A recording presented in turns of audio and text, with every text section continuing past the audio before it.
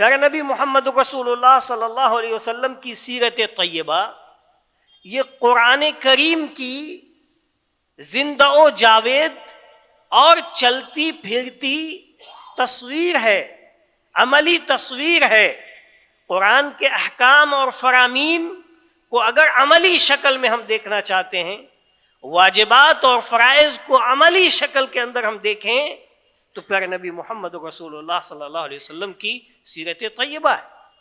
چنانچہ ام المؤمنین حضرت عائشہ رضی اللہ تعالی عنہا سے جب آپ صلی اللہ علیہ وسلم کے اخلاق کے بارے میں پوچھا تو ام المؤمنین حضرت عائشہ رضی اللہ تعالی عنہا نے کیا کہا؟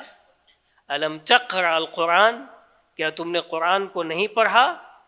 کان خلقہ القرآن، آپ صلی اللہ علیہ وسلم کا اخلاق یہ قرآن تھا، آپ کا اخلاق قرآن تھا۔ وہ اللہ تعالیٰ کہتا ہے وَإِنَّكَ لَعَلَىٰ خُلُقٍ عَظِيمٍ، آپ تو اخلاق کے اعلیٰ مرتبے کے اوپر فائز ہیں۔ یعنی اخلاق یعنی دین کامل، دین تام، مکمل دین کے اوپر چلنا، مکمل دین کو عملی جامہ پہنانا، یہ پیارے نبی محمد رسول اللہ صلی اللہ علیہ وسلم کی سیرت طیبہ کے اندر بدرجہ اتم موجود ہے۔ اسی لیے ام المؤمنین حضرت عائشہ رضی اللہ تعالی عنہ نے ان لوگوں سے کہا کہ کان خلقہ القرآن، کہ آپ صلی اللہ علیہ وسلم کا جو اخلاق تھا وہ کیا تھا؟ قرآن تھا۔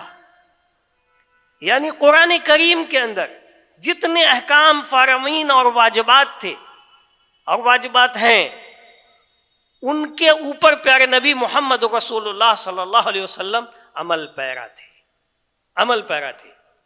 تو گویا نبی صلی اللہ علیہ وسلم کی سیرت کا مطالعہ کوئی کرے، نہ آپ صلی اللہ علیہ وسلم کی پاکیزہ سیرت کو اگر کوئی پڑھے گا تو قرآن کے احکام و فراوین سے اسے واقفیت حاصل ہوگی اور اس کی عملی تصویر پیارے نبی محمد رسول اللہ صلی اللہ علیہ وسلم کی سیرت طیبہ کے اندر وہ دیکھے گا۔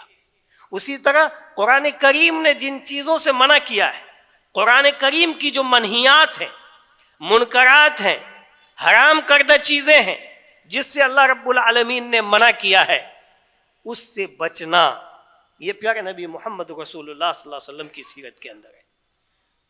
آپ اسی لیے دیکھیں گے کہ آپ صلی اللہ علیہ وسلم کی سیرت کتنی پاکیزہ ہے، کہیں آپ کو کوئی منکر، کوئی آپ کو نافرمانی، کسی قسم کی معصیت، کسی قسم کی سیئہ پیارے نبی محمد رسول اللہ صلی اللہ علیہ وسلم کے کیریکٹر اور کردار کے اندر کہیں بھی نہیں پایا جاتا ہے۔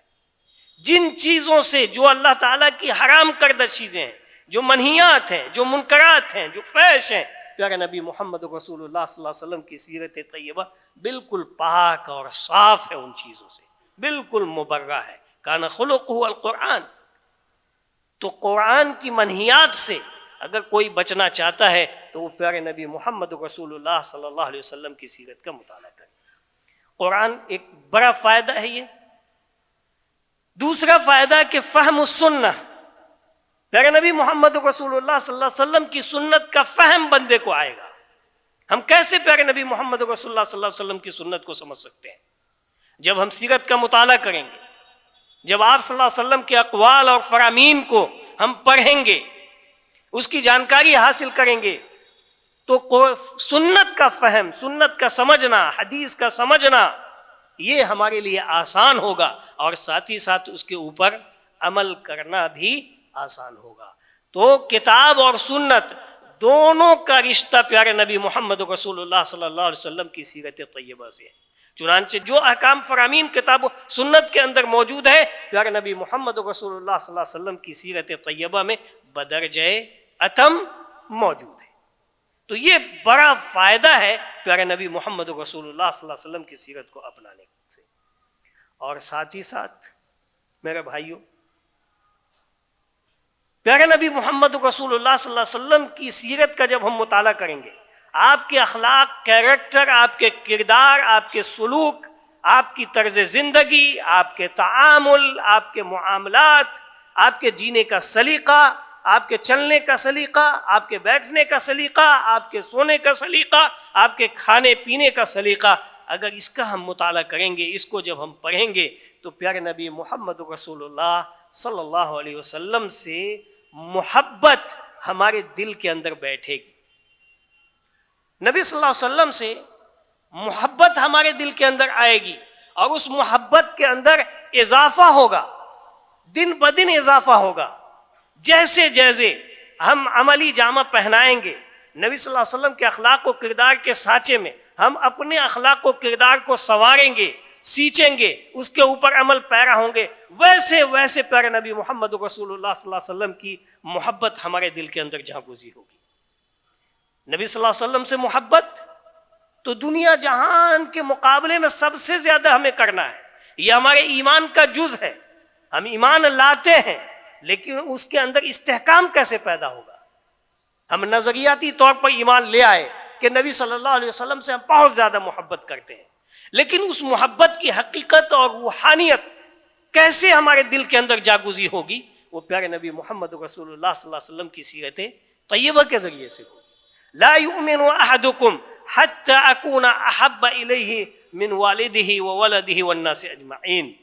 تم میں کا کوئی شخص اس وقت تک مومن ہو ہی نہیں سکتا، اس وقت تک مومن ہو ہی نہیں سکتا جب تک کہ میں اس کے نزدیک اس کے والد سے، اس کی اولاد سے، والناس اجمعین، اور دنیا کے تمام لوگوں سے زیادہ محبوب نہ ہو جاؤں، زیادہ محبوب نہ، حتیٰ کہ اس کی جان سے. چنانچہ بخاری کی روایت حضرت عمر ابن خطاب نے پیارے نبی محمد رسول اللہ صلی اللہ علیہ وسلم سے جب یہ کہا کہ یا رسول اللہ واللہ لا انت احب الی من کل شیء الا نفسی، اے اللہ کے رسول آپ میرے نزدیک میری جان کے علاوہ دنیا جہان کی تمام چیزوں سے زیادہ محبوب ہے. تو آپ صلی اللہ علیہ وسلم نے کیا کہا؟ لا یا عمر، اے عمر نہیں، حتی من نفسک، یہاں تک کہ میں تمہاری جان سے زیادہ تمہارے نزدیک محبوب نہ ہو جاؤں. حضرت عمر ابن خطاب رضی اللہ تعالی عنہ نے فوراً، سکنڈوں نہیں لگا، اور فوراً کہا کہ انت الآن یا رسول اللہ والذی نفسی بیدہ، قسم اس ذات کی جس کے قبضہ قدرت میں میری جان ہے، واللہ لانت احب الی من نفسی، قسم اللہ کی آپ میرے نزدیک میری جان سے بھی زیادہ محبوب ہے. یہ محبت ہے، یہ ایمان کا تقاضا ہے، یہ ایمان کا جز ہے. لیکن یہ ایمان کا یہ جز، اس کی حقیقت اور روح تک ہم کیسے پہنچیں گے؟ پیارے نبی محمد رسول اللہ صلی اللہ علیہ وسلم کو ہم کس طرح محبت کر سکتے ہیں؟ کیسے محبت کرتے ہیں؟ کن وجوہات کے اوپر ہم محبت کریں گے؟ آپ دیکھیے دشمن کیسے متاثر ہوتا تھا، کیسے متاثر ہوتا تھا آپ کا دشمن. آپ کو سب سے مبغوض سمجھتا تھا، آپ سے سب سے زیادہ ناراض اور سب سے زیادہ غصہ رہتا تھا. آپ سے ہی نہیں، آپ کے لوگوں سے، آپ کے ملنے جلنے والوں سے، بلکہ آپ جس شہر میں مدینے میں تھے اس سے بھی زیادہ، اس سے بھی لوگوں کو بغض ہو گیا تھا. لیکن اسی جگہ جب پیارے نبی محمد رسول اللہ صلی اللہ علیہ وسلم کی سیرت طیبہ سے جب انسان واقف ہوتا ہے، آپ صلی اللہ علیہ وسلم کے اخلاق اور کردار کو اپنی آنکھوں سے، بصیرت کی نگاہوں سے جب وہ مشاہدہ کرتا ہے، اور آپ صلی اللہ علیہ وسلم کا کیریکٹر اور کردار جب دشمنوں کے سامنے آتا ہے، تب وہی اسی انسان کی دنیا بدل جاتی ہے.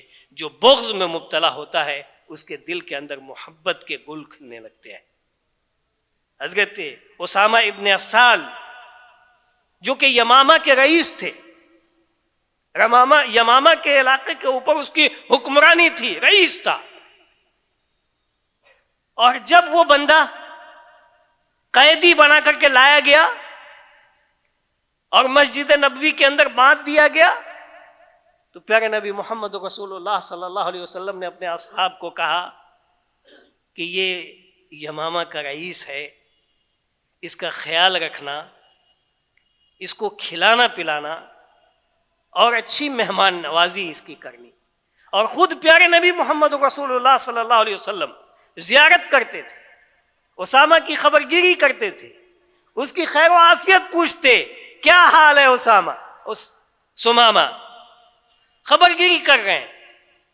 اور وہ بندہ ہے کہ وہ اپنے غرور میں، اپنی طاقت میں، اپنی حکومت میں، اپنی سطوت میں، اپنے اثر و رسوخ میں اب بھی وہ چور ہے، اب بھی وہ نشے میں ہے، اور اب بھی اس کی زبان جو ہے کڑک ہے، سختی ہے. ہاں بالکل ٹھیک ہوں، اگر آپ قتل کرنا چاہیں قتل کر دیجئے، اس کا بدلہ لیا جا سکتا ہے. اگر آپ چھوڑنا چاہیں چھوڑیے، اگر آپ چھوڑیں گے تو انعام و اکرام سے نوازے جائیں گے. جی، یعنی دو ٹوک باتیں کر رہا ہے. پیارے نبی محمد رسول اللہ صلی اللہ علیہ وسلم اس بندے کو چھوڑ دیتے ہیں، اس کی حالت کے اوپر چھوڑ دیتے ہیں، اور صحابہ اکرام کو تلقین کرتے ہیں کہ اس کے ساتھ احسان و سلوک کرتے رہو. اور بالآخر وہ بندہ اپنی اسی حالت کے اوپر رہتا ہے اور وہی باتیں دہراتا ہے جو ابھی ہم نے آپ کے سامنے کی. پیارے نبی محمد رسول اللہ صلی اللہ علیہ وسلم کہتے ہیں اپنے اصحاب سے کہ اس بندے کو چھوڑ دو، آزاد کر دو، یہ جہاں جانا چاہتا ہے جائے. سمامہ کی دنیا کیسے بدل گئی؟ اس نے برجستہ یہ جملے کہے اور اس کے بعد اسلام لے آئے، گئے غسل کیا، اسلام کلمہ پڑھا، اسلام لائے، اور کہا کہ قسم اللہ کی ہے محمد صلی اللہ علیہ وسلم، آپ کا چہرہ میرے نزدیک دنیا کے سب سے مبغوض ترین میں سے تھا، لیکن آج سے آپ کا چہرہ میرے نزدیک سب سے زیادہ خوبصورت اور سب سے زیادہ محبوب ہے، سب سے زیادہ خوبصورت اور سب سے زیادہ محبوب ہے. یعنی آپ میرے نزدیک مبغوض ترین تھے، لیکن اب میری دل کی دنیا ایسی بدلی ہے کہ آپ سب سے زیادہ محبوب ترین ہیں میرے نزدیک. اور آپ ہی نہیں بلکہ آپ کا یہ شہر جو کہ مبغوض تھا مدینہ، میرے نزدیک سب سے محبوب ترین مدینہ ہو گیا، محبوب ترین شہر ہو گیا ہے. یہ کس بنیاد کے اوپر یہ ہوا؟ یہ پیارے نبی محمد رسول اللہ صلی اللہ علیہ وسلم کی سیرت کا بنیادی فائدہ ہے. اگر ہم پڑھیں گے، ہم مطالعہ کریں گے آپ صلی اللہ علیہ وسلم کے اخلاق و کردار اور آپ کے کیریکٹر کا، تو ہمارے دل کے اندر بھی پیارے نبی محمد رسول اللہ صلی اللہ علیہ وسلم کی محبت بیٹھے گی. ایک ہے افراط اور ایک ہے تفریط، ایک ہے زبانی جمع خرچ، محبت کے نام کے اوپر زبانی جمع خرچ، ڈھول پیٹنا، اور ایک ہے تفریط کہ ہمارا ایمان ہے، ہم محبت کرتے ہیں لیکن اس کا کوئی تقاضا نہیں ہے، وہ آئیڈیل ہمارے نزدیک نہیں ہے، ہم اپنی زندگی میں اسے نہیں اپناتے، ہم آپ صلی اللہ علیہ وسلم کے اخلاق و کردار کو نہیں اختیار کر پاتے. یہ تفریط ہے، ہم جانتے ہیں، لیکن یہ تفریط ہے. تو دونوں جو ہے اپنی جگہ بری چیز ہے، افراط بھی اور تفریط بھی، لیکن دونوں کے درمیان جو اعتدال ہے، اعتدال ہے کہ ہم ایمان بھی لاتے ہیں، کہ ہمارا ایمان ہے کہ نبی صلی اللہ علیہ وسلم ہمارے نزدیک دنیا جہان کی ساری چیزوں سے محبوب ہے، اس کے مقابلے میں کچھ بھی نہیں ہے. اور ساتھ ہی ساتھ اس محبت کا جو تقاضا ہے کہ آپ کا جو اخلاق تھا وہ اخلاق ہم اپناتے ہیں، آپ کا جو کیریکٹر تھا وہ ہم اپناتے ہیں، آپ کے جینے کا جو سلیقہ تھا، آپ کی زندگی کے اصول اور ضابطے تھے، اس طرح سے ہم اپنی زندگی گزارتے ہیں. آپ جس طرح اپنے دوستوں کے ساتھ زندگی گزارتے تھے، ہم اپنے دوستوں کے درمیان ویسی زندگی گزارتے ہیں. آپ صلی اللہ علیہ وسلم جس طرح سے اپنے گھر کے اندر اپنی زندگی گزارتے تھے، اپنی بیویوں کے ساتھ اپنی زندگی کیسے گزارتے تھے، اپنے بچوں کے ساتھ اپنی زندگی کیسے گزارتے تھے، ہم اس کو اپناتے ہیں، ہم اس کو عملی جامہ پہناتے ہیں. چنانچہ آپ دیکھیے پھر اس زندگی کے اندر جو روحانیت ہے، پھر اس زندگی میں جو سعادت آئے گی، پھر اس زندگی کے اندر جو کامیابی اور کامرانی کے جو مزدے آئیں گے، جو بشارت ملتی رہے گی، آپ اس کے بارے میں تصور نہیں کر سکتے. اور پھر آخرت میں تو اسی کے اوپر نجات کا انحصار ہے. میرے بھائیوں، پیارے نبی محمد رسول اللہ صلی اللہ علیہ وسلم کو اللہ تعالی نے بہترین اسوہ اور نمونہ بنایا ہے. آج ہم جس معاشرے میں اپنی زندگی گزارتے ہیں، ذرا نظر دوڑا لیں. نوجوانوں کا جو حال ہے، نوجوان معاشرے میں کیسی زندگی گزار رہا ہے؟ پیارے نبی محمد رسول اللہ صلی اللہ علیہ وسلم کا ایک کریکٹر ہے، ایک کردار ہے. آپ صلی اللہ علیہ وسلم نے اپنی جوانی میں کیسی زندگی گزاری ہے کہ آپ اپنے معاشرے کے اندر ہر دل عزیز ہیں، ہر کوئی آپ کا احترام کر رہا ہے، ہر کوئی آپ کو ریسپیکٹ کرتا ہے، اور کسی نے بھی آپ کی زندگی میں بد کرداری کا کوئی دھبا بھی نہیں دیکھا، کوئی داغ بھی نہیں دیکھا. ایسے آپ صلی اللہ علیہ وسلم نے اپنی زندگی گزاری. اور آپ اپنی زندگی میں ہمیشہ سچ بولتے تھے، کبھی آپ نے اپنی زبان کے اوپر جھوٹ نہیں رکھا، جھوٹ نہیں بولا. جب بھی بولا آپ صلی اللہ علیہ وسلم نے، آپ نے سچ ہی بولا، کس بیانی سے کام نہیں لیا. نہ تو آپ کی زبان میں کذب تھا، جھوٹ تھا، اور نہ ہی آپ کے کردار میں کسی طرح کا کوئی جھوٹ تھا. یہ نبوت سے ماقبل کی بھی زندگی تھی اور نبوت کے بعد کی بھی زندگی یہی تھی. لقد کان لکم فی رسول اللہ اسوۃ حسنہ. ہم جس معاشرے میں اپنی زندگی گزار رہے ہیں، کیا ہم ہیں ہر دل عزیز؟ پیارے نبی محمد رسول اللہ صلی اللہ علیہ وسلم نے بیکاری کی زندگی نہیں گزاری، ناکارہ ہو کر کے اپنی زندگی نہیں گزاری، مصروفیت اور مشغولیت میں تھی. جب آپ چھوٹے تھے تو آپ نے بکری چرائی ہے، اور مزدوری کے اوپر آپ نے بکری چرائی ہے، اور جیسے جیسے آپ نے ہوش سنبھالا اپنے چچا کے ساتھ مل کر کے تجارت کی سفر شام کا آپ نے کیا تجارت کے گر سیکھنے کے لیے. اور پھر آپ صلی اللہ علیہ وسلم جیسے جوان ہوئے، آپ کی جیسے جیسے عمر بڑھتی گئی، آپ نے حضرت خدیجہ کے ساتھ پارٹنرشپ کے اندر تجارت کی ہے. آپ دیکھیے پیارے نبی محمد رسول اللہ صلی اللہ علیہ وسلم کی زندگی. اور اسی معاشرے میں، جس معاشرے کے اندر چوری چماری تھی، جس معاشرے کے اندر ڈاکہ زنی تھی، جس معاشرے کے اندر ظلم اپنی حد کو پار کر چکا تھا، جس معاشرے کے اندر خیانت عام تھی، امانتیں ضائع ہو رہی تھی، اس معاشرے میں پیارے نبی محمد رسول اللہ صلی اللہ علیہ وسلم کی یہ سیرت طیبہ تھی کہ آپ امین ہیں. آپ کیا ہیں؟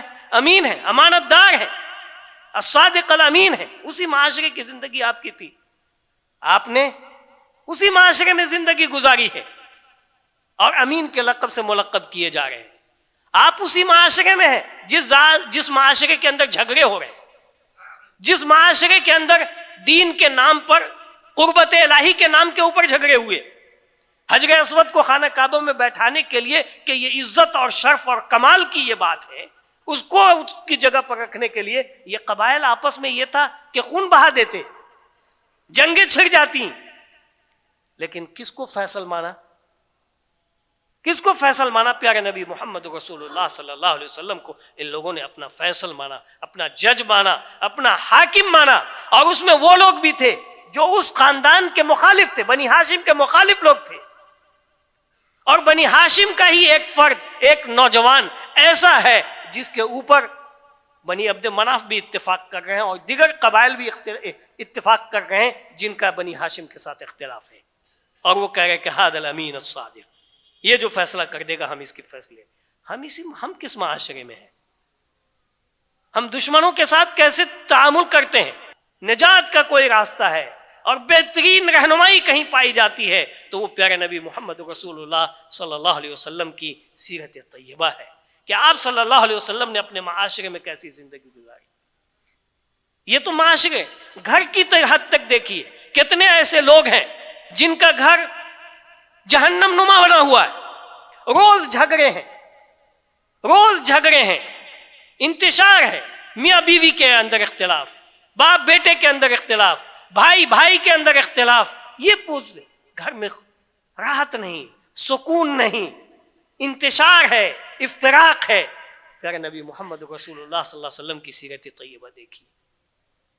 آج ہمارا صرف ایک گھر ہے، پیارے نبی محمد رسول اللہ صلی اللہ علیہ وسلم کا 11 گھر تھا، اور ہر گھر خوشحالی سے بھرا ہوا تھا، ہر گھر میں سعادت تھی. کیوں؟ اس لیے کہ پیارے نبی محمد رسول اللہ صلی اللہ علیہ وسلم زندگی گزارنے کا سلیقہ لے کر کے آئے تھے. آپ نے کیسے زندگی گزاری ہے اپنی بیوی کے ساتھ؟ ایسا نہیں تھا کہ نوک جھوک نہیں ہوتی تھی، ایسا نہیں تھا کہ اختلاف نہیں ہوا تھا. ایک دوسرے کے خلاف باتیں نہیں ہوئی تھیں، لیکن پیارے نبی محمد رسول اللہ صلی اللہ علیہ وسلم نے کیسی رہنمائی فرمائی. کہیں کسی سے غلطی ہو گئی، کسی بیوی سے، کسی بیوی کے دوسری بیوی کے حق میں، تو آپ صلی اللہ علیہ وسلم نے ایسی تنبیہ کی کہ پھر دوبارہ اس طرح کی غلطی کا امکان ہی ختم ہو گیا. اللہ اکبر. غیرتیں وہاں بھی تھیں، لیکن پیارے نبی محمد رسول اللہ صلی اللہ علیہ وسلم اس کے اوپر صبر کر جاتے تھے، اور صحابہ کو کہتے تھے کہ تمہاری ماں کو غیرت آ گئی، تمہاری ماں کو، یعنی عذر تلاش رہے. اگر بیوی سے غلطی ہو جائے کسی معاملے میں تو غلطی کا عذر تلاشنا چاہیے کہ او اچھا اس وجہ سے غلطی ہو گئی ہوگی، سمجھ نہیں پائی ہوگی، ایسا مسئلہ ہو گیا ہوگا، ویسا مسئلہ ہوگا. آپ دیکھیے کیسے گھر خوشگوار بن جاتا ہے. لقد کان لکم فی رسول اللہ اسوۃ حسنہ. رسول اللہ صلی اللہ علیہ وسلم کی زندگی کے اندر بہترین نمونہ ہے. اور میرے بھائیو، آخری بات وہ یہ کہ جب ہم آپ صلی اللہ علیہ وسلم کی سیرت کو اپنائیں گے تو وہ ہمارے نہ صرف یہ کہ محبت کے اندر اضافہ ہوگا، بلکہ ہمارے ایمان کے اندر بھی اضافہ ہوگا. محبت کے اندر اضافہ یہ عمل ہے، اور ساتھ اس کا تقاضا یہ ہوگا کہ وہ ایمان کے اندر بھی اضافہ ہوتا چلا جائے گا. اور پیارے نبی محمد رسول اللہ صلی اللہ علیہ وسلم کی نبوت و رسالت کے اوپر جو ہمارا ایمان ہے اس کے اندر استحکام اور مضبوطی پیدا ہوگی. وَمَن يُطِعِ اللَّهَ وَرَسُولَهُ فَقَدْ فَازَ فَوْزًا عَظِيمًا. جو اللہ اور اس کے رسول کی اطاعت کرے گا وہ بڑی کامیابی سے ہمکنار ہوگا. اللہ تعالی ہم سبوں کو پیارے نبی محمد رسول اللہ صلی اللہ علیہ وسلم کی سیرت طیبہ کو اپنانے کی توفیق عنایت فرمائے.